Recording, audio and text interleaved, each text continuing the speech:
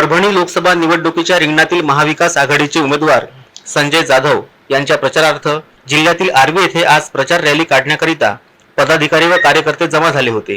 रॅलीत काँग्रेस, शिवसेना उद्धव बाळासाहेब ठाकरे गट व राष्ट्रवादी काँग्रेस शरद पवार गटाचे कार्यकर्ते सहभागी होणार होते।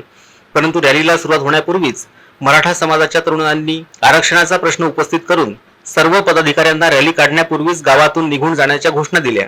त्यानंतर वातावरण तापल्याचे लक्षात आल्यास सर्व पदाधिकारी तेथून निघून गेले। यावेळी मराठा समाजाच्या वतीने प्रचंड घोषणाबाजी देखील करण्यात आली। खासदार जाधव येण्यापूर्वीच ही घटना घडल्यामुळे ते गावात आलेच नाहीत।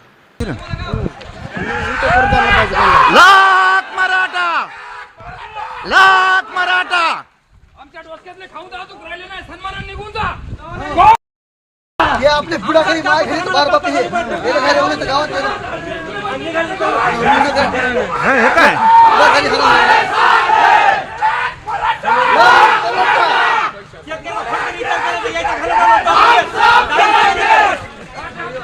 अरे लढाएंगे, जीतेंगे, हम सब लड़ेंगे।